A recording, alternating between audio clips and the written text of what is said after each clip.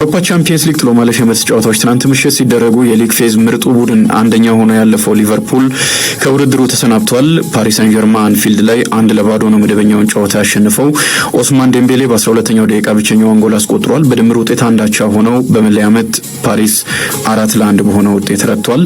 በጨዋታው የተቆጠረችው ጎል በኮናቴና አሊሰን አለመናበብ ወደ ኮናቴ በሚያደላ ስህተት የተቆጠረ ነው። ከመስመር የተሻገረን ኳስ ሁለቱ ሳይናበቡ ያው የኮናቴ ኳስ ለዴምቤሌ አሲስት እንደማድረግ ነው። ቀላል ኳስ ነው ያስቆጠረው። ዴምቤሌ ትናንት ምሽትም በጣም አሪፍ ነበረ። ለዋንጫው ቀዳሚውን ግምት ያገኘው ሊቨርፑል አሁን ተሰናብቷል። የእንግሊዝ ክለቦች ሁለት ብቻ ቀርተዋል። ምክንያቱም ማንቸስተር ሲቲ አስቀድሞ ነው የተሰናበተው ከውድድሩ ወደ ጥሎ ማለፉ መግባት አልቻለም። ሊቨርፑል ትናንትና ተሰናብቷል። የውድድር ዓመቱ ሲጀመር ለሁለቱ ክለቦች ነው ከፍተኛ ግምት የተሰጠው የአውሮፓ ቻምፒየንስ ሊግ ግን አሁን ሁለቱም ተሰናብተዋል። በእርግጥ ማንቸስተር ሲቲ በውድድሩ ከተጀመረ በኋላ ከነበረበት አቋም ከነበረበት ውጣ ውረድ በርካታ ጨዋታዎች እንደመሸነፉ በሊጉ እንኳን 9 ጨዋታዎች እንደመሸነፉ ከአውሮፓ ቻምፒየንስ ሊግ በጠንካራው ክለብ ሲወጣ ብዙ የሚያስገርም አልነበረም። ሊቨርፑል ግን በእንግሊዝ ፕሪሚየር ሊግ እየመራ የሊግ ፌዝን አንደኛ ሆኖ አጠናቆ ስለነበረ ምናልባት ከመጀመሪያው ጨዋታ አስቀድሞ ይህንን ጨዋታ በቀላሉ እንኳን ባይሆን በደርሶ መልስ አሸንፎ እንደሚያልፍ ትልቅ ግምት አግኝቶ ነበር። የዋንጫውም አጠቃላይ ተገማች እንደነበረ ይታወሳልና ፓሪስ ላይ የተደረገው ጨዋታ ግን የብዙዎችን ሀሳብ ቀይሯል። በእርግጥ ፓሪስ ሳን ጀርማን በብዙ መልኩ በልጦ ስለነበረ ትናንትናም ሁለቱም ቡድኖች አሪፍ ነበሩ። ፓሪስ ሳን ጀርማን አሪፍ ነበር። ከሜዳ ውጪ እንደመጫወቱ በርካታ ሙከራዎችን አድርጓል። ሊቨርፑልም ፓርክ ደ ፕሪንስ ላይ ከነበረው በብዙ መልኩ ተለውጦ ነው ትናንትና እየተመለከት ነው።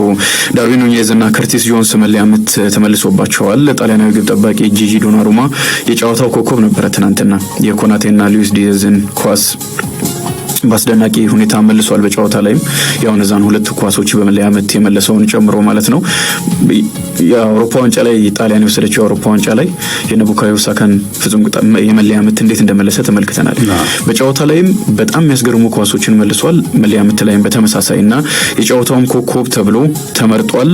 ሊቨርፑል የጀመረበት መንገድ ትናንትና የ1-0 መሪነቱን ለማስፋት ያለመ ፈጣን አጀማመር ነው ማድረግ የቻለው። መሐመድ ሳላ 2 ድሎችን አልተጠቀመም ትናንትና። በተለይ አንደኛው ኳስ በጣም ግልጽ ኳስ ነበረ። በሱ ደረጃ ያለ ተጫዋች አስቆጥሮ ክለቡን በዚህ ደረጃ ጭንቅ ውስጥ እንዳይገባ ማድረግ ይችል ነበረ። ግን ደግሞ ያንን ማድረግ አልቻለም። እንደ ቡድን ፒኤስጂ መከላከል ላይ ምርጥ ነበረ። በተለይም ደግሞ ኑኖ ሜንዴሽ የነበረበት አስደናቂ አቋም ለመሐመድ ሳላ አስቸጋሪ ሆኗል።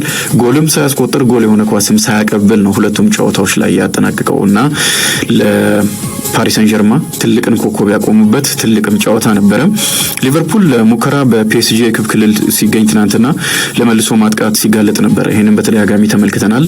አሊሰን ትናንትና ምርጥ ነበረ። ያው መለያ ምት ላይ የነበረው ድክመት እንዳለ ሆኖ ግን በጨዋታ ላይ በጣም አሪፍ ነበረ።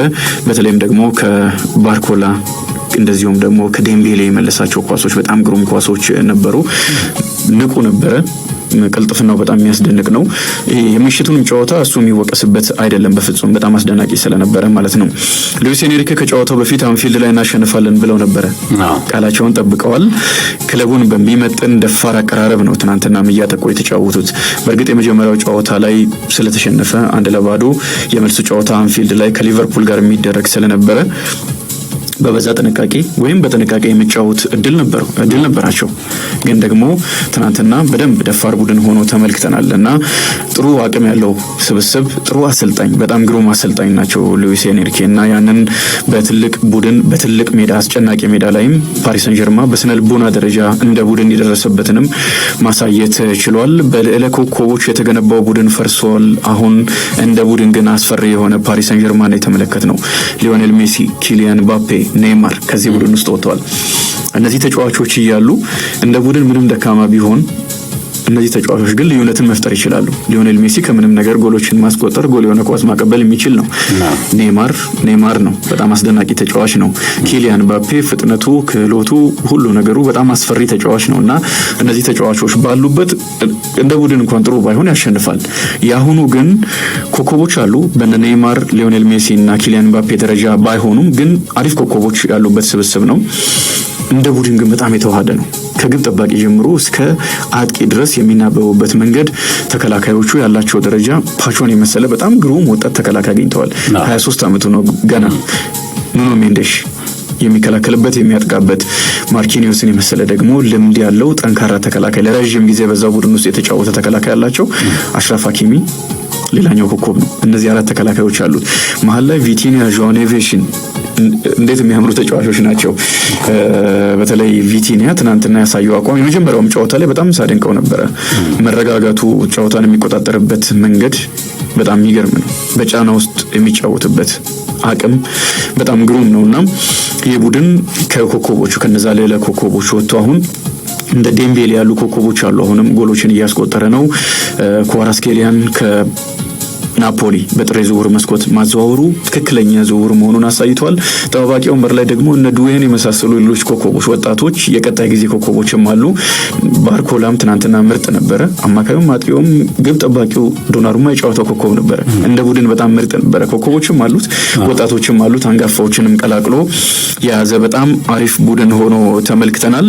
54 በመቶ ኳስ ቁጥር ብልጫ ፒኤስጂ ወስዷል። በኤክስጂ 2.56 ነበረው። ሊቨርፑል 1.64 ነው። በእርግጥ የሊቨርፑል ከመጀመሪያው ጨዋታ የተሻለ ነው። በጣም አነስተኛ እንደነበረ ይታወሳል። ፓሪስ ላይ የፓሪሱ ክለብ 21 ሙከራዎችን ሲያደርግ 8ቱ ኢላማቸውን የጠበቁ ነበሩ። አሊሰን 7 ኳሶችን መልሷል። ሊቨርፑል ከ19 ሙከራ 3ቱ ብቻ ኢላማቸውን የጠበቁ ነበሩ።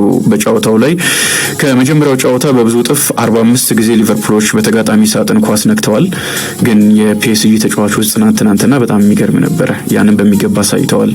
በጣም ደፋር መልሶ ማጥቃት ጨዋታውን ኳሱንም ይዞ መጫወት የሚችል ቡድን ነው። የተለያየ አማራጭ ያለው ቡድን ነው። የሚዋልል የተጫዋቾች እንቅስቃሴ በመጀመሪያውም በትናንትናውም ጨዋታ ላይ ተመልክተናል። ነፃ ሚና ያላቸው ተጫዋቾች ነበሩ። በጣም አሪፍ ቡድን ነው ለመመልከት። ከኦፕን ፕሌይ ፓሪስ ሰን ጀርማ 2.19 ኤክስጂ ነበረው ትናንትና። ሊቨርፑል ደግሞ 0.84 ነው። ከቆመ ኳስ ደግሞ 0.8 ነውና ከቆመ ኳስ የነበረው አደገኝነት ይበልጥ ነበረ ትናንትና በሊቨርፑል በኩል። ከጨዋታው መጠናቀቅ በኋላ መሐመድ ሳላህ ሲያለቅስ ተመልክተናል። የባላንዶር እድልም ነበረው። የሊቨርፑል ተጫዋቾች የልብ ስብራትም የሚታይ ነበር። አርነ ስሎት በ90 ደቂቃ መሸነፍ ነበረብን ብዬ አላምንም። በ180 ደቂቃዎች ወደ ተጨማሪ ደቂቃዎች ማምራታችን ተገቢ ነው። በተጨማሪው ፒኤስጂ የተሻለ ነበረ ብለዋል። ሉዊስ ኤንሪኬ ደግሞ ሁለቱም ወደ ቀጣዩ ዙር ማለፍ የሚገባቸው ናቸው። እዚህ እነሱ ከኛ የተሻለ ተጫውተዋል፣ ግን ልዩ በሆነው አንፊልድ ቡድኔ ታላቅ ካራክተርን አሳይተዋል በሚል ገልጸውታል። ቨርጂል ቫን ዳይክ ዘንድሮ ከገጠምናቸው ምርጡ ቡድን ብሎ ተጋጣሚውን አድንቋል። ክሬዲቱንም ሉዊስ ኤንሪኬ ሰጥቷል። ምርጥ ቡድን ገንብተዋል በማለት ትሬንት አሌክሳንደር ትናንትና ተጎድቷል፣ ከባድ ይመስላል። ለቀጣይ ለሊቨርፑል ጨዋታዎች በጣም አስጊ ነው። ዴምቤሌ በ2025 ብቻ ያስቆጠራቸውን ጎሎች 21 አድርሷል። በውድድር ዓመቱ 29 ጎሎችን አስቆጥሯል። 7 ጎሎችን ደግሞ በቻምፒየንስ ሊጉ ሲያስቆጥር 6 አሲስት አድርጓል። ቪቲኒያ ትናንት ምርጥ ነበረ። ፒኤስጂ በአብዛኛው የወጣቶችና ልምድ ያላቸውን ቀላቅሎ ተጫውቷል። በሌሎች ጨዋታዎች ባርሴሎና 3-1 ቤንፊካን አሸንፏል። ራፊኛ 2 ጎሎችን ሲያስቆጥር ላሚን ያማል በ27ኛው ደቂቃ በሚያስገርም ሁኔታ ጎል አስቆጥሯል። አሲስትም አድርጓል። ኦታሜንዲ በ13ኛው ደቂቃ ከ2 ደቂቃ በኋላ ቤንፊካን አቻ አድርጎ ነበረ። ባርሴሎና የሚገባውን የ4-1 ድል አስመዝግቧል። ራፊኛ ከጎሎቹ ውጪ ለላሚን ያማል አሲስት አድርጓል። የመጀመሪያው ከባዱ ጨዋታ አንድ ተጫዋች በቀይ የወጣበት ጨዋታ ላይም ጎል ማስቆጠሩ የሚታወስ ነው። በውድድር ዓመቱ በቻምፒየንስ ሊጉ 11 ጎሎችን አስቆጥሯል። እየመራ ነው ቻምፒየንስ ሊጉን። አንድ የውድድር ዓመት በቻምፒየንስ ሊጉ በርካታ ጎሎችን ያስቆጠረ ብራዚላዊ ሆኗል። በቻምፒየንስ ሊጉ እንዴት አይነት ከባባድ ብራዚላውያን እንደነበሩ ማስታወስ ይቻላል። በቻምፒየንስ ሊግ የተጫወቱ በአጠቃላይ 27 ጎሎችን አስቆጥሮ 19 ኳሶችን ደግሞ አሲስት ማድረግ ችሏል። በአንድ የውድድር ዓመት በቻምፒየንስ ሊጉ ብዙ ጎል ተሳትፎ በማድረግም ከራፊኛ የሚበልጠው የባርሴሎና ተጫዋች ሊዮኔል ሜሲ ብቻ ነው። 14 ጎሎችን አስቆጥሮ 5 አሲስት አድርጓል። አሁን ራፊኛ 14 ጎሎች ላይ ደርሶ 5 አሲስት አድርጓል። ፔድሪ በደርሶ መልስ የጨዋታ ኮከብ ተብሏል። እንደውም አጋሩ ጋቪ ባላንዶር የሚገባው ተጫዋች ነው ብሎ አድንቆታል። በኳስ ቁጥጥርም በሙከራም በሁሉም ነገር ባርሴሎና የተሻለ ነበረ። ላሚን ያማልን በብዙ መልኩ በብዙ ቅንብሮች ማድነቅ ይኖርብናል። እጅግ በጣም የሚያስገርም ተጫዋች ነው። በ17 ዓመቱ እንዴት ያለ አስደናቂ ብቃት ነው እያሳየ የሚገኘው። በአጠቃላይ በእግር ኳስ ህይወቱ ወደ 60 ጎሎች እየጠጋ ነው። አሁን የጎል ተሳትፎ በዚህ ውድድር ዓመት እንኳን 29 ጎሎች ላይ ደርሷል። 12 አስቆጥሮ 17 የመጨረሻ ኳሶችን ሰጥቷል በ37 ጨዋታዎችና በጣም ድንቅ ነበረ። በአንድ ቻምፒየንስ ሊግ ጨዋታ ጎልና አሲስት በማስመዝገብም በእድሜ ትንሹ ተጫዋች ሆኗል። 17 ዓመት ከ241 ቀኑ ነበረ ትናንትና። ባየር ሊቨርኩሰን በባየር ሙኒክ 2-0 ተሸንፏል። ሃሪኬንና አልፎንሶ ዴቪስ ጎሎችን አስቆጥረዋል። በአጠቃላይ 5-0 ባየር ሙኒክ አሸንፎ ወደ ቀጣዩ ዙር አልፏል። ኢንተር ሚላንን ይገጥማል። የሊልና የዶርትሙንድን አሸናፊ ነው የሚገጥመው ባርሴሎና። ኢንተር ሚላን ፌኖርድን 2-1 ረትቶ አልፏል። ቱራምና ቻሎንግሉ ጎሎችን አስቆጥረዋል። በአጠቃላይ 4-1 ነው ማሸነፍ የቻለው። አትሌቲኮ ማድሪድ ከሪያል ማድሪድ ጋር ምሽት 5 ሰዓት ሲጫወት የመጀመሪያው ጨዋታ 2-1 በሪያል አሸናፊነት መጠናቀቁ ይታወሳል። አርሰናል ከፒኤስቪ አይንድሆቨን፣ አስቶን ቪላ ከክለብ ብሩገ፣ ሊል ከዶርትሙንድ ጋር ይጫወታሉ።